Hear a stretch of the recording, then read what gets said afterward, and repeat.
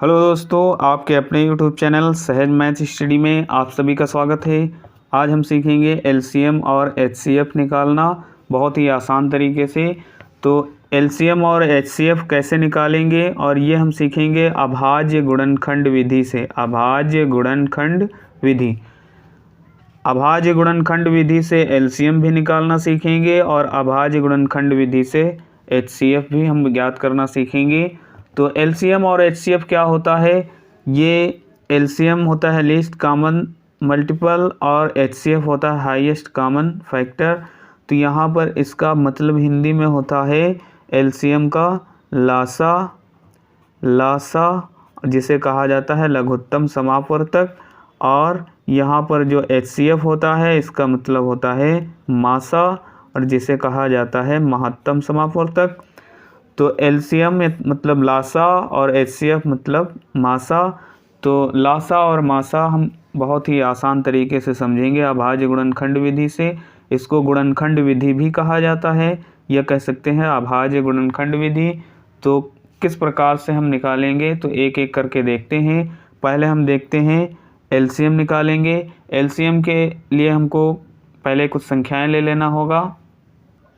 तो हमने ले लिया है 12, 18, 90। इसका एलसीएम निकालेंगे अभाज्य गुणनखंड विधि से। तो सबसे पहले इनके अभाज्य गुणनखंड हमको निकालना होगा। तो अभाज्य गुणनखंड क्या क्या है? सबसे पहले 12 दिया है तो यहाँ लिख लेंगे 12, और 12 के अभाज्य गुणनखंड हमको निकालना होगा। ये हमने एक लाइन खींच लिया है, इधर हम निकालेंगे अभाज्य गुणनखंड। तो 12 दिया है, इसके अभाज्य गुणनखंड निकालेंगे तो 2 से काटेंगे। सबसे छोटी अभाज्य संख्या 2 है, तो 2 छंग 12 होता है। फिर 2 से कट रहा है, 2 तियाँ 6 है। फिर 3 से कट रहा है, 3 एकम 3।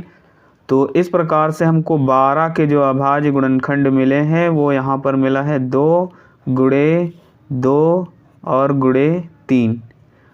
उसके बाद हम लिख लेते हैं 18, और 18 के अभाज्य गुणनखंड निकालते हैं। तो यहाँ 2 से कट रहा है, 2 9 18 हो जाएगा। फिर 3 से कट रहा है, 3 त्रिका 9 हो जाएगा। फिर 3 से कट रहा है, 3 एकम 3 हो जाएगा। इसको हम लिख लेते हैं 18 के अभाज्य गुणनखंड।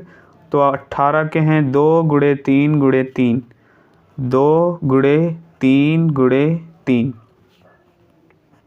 अगली संख्या है 90, यहाँ लिख लेते हैं 90, और 90 के अभाज्य गुणनखंड निकालते हैं।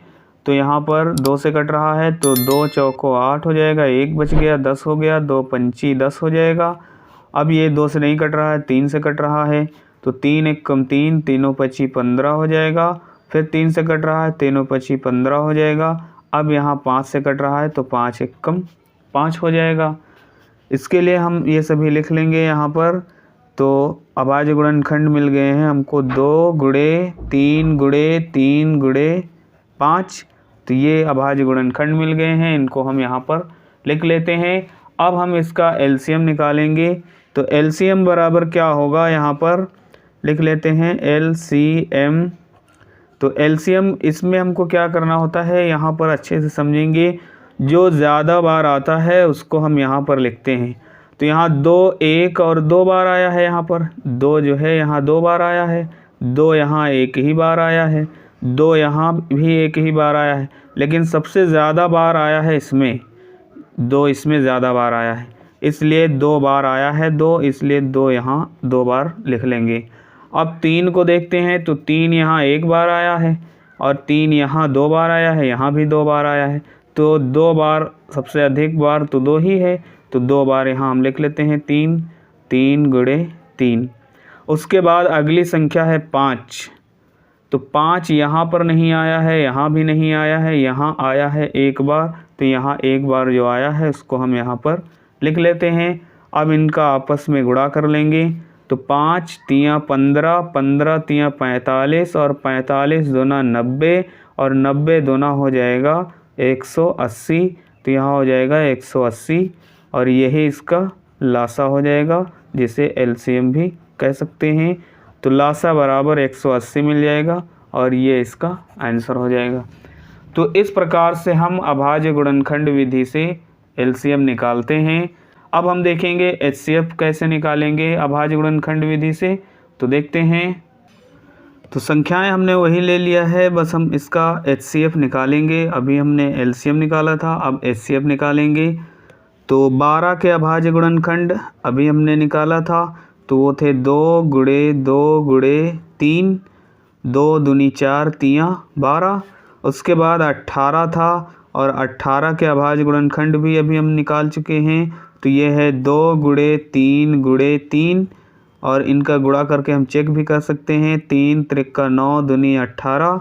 उसके बाद है 90, और 90 के अभाज्य गुणनखंड अभी निकाला गया था, तो 2 गुणे 3 गुणे 3 और गुणे 5 इस प्रकार से था।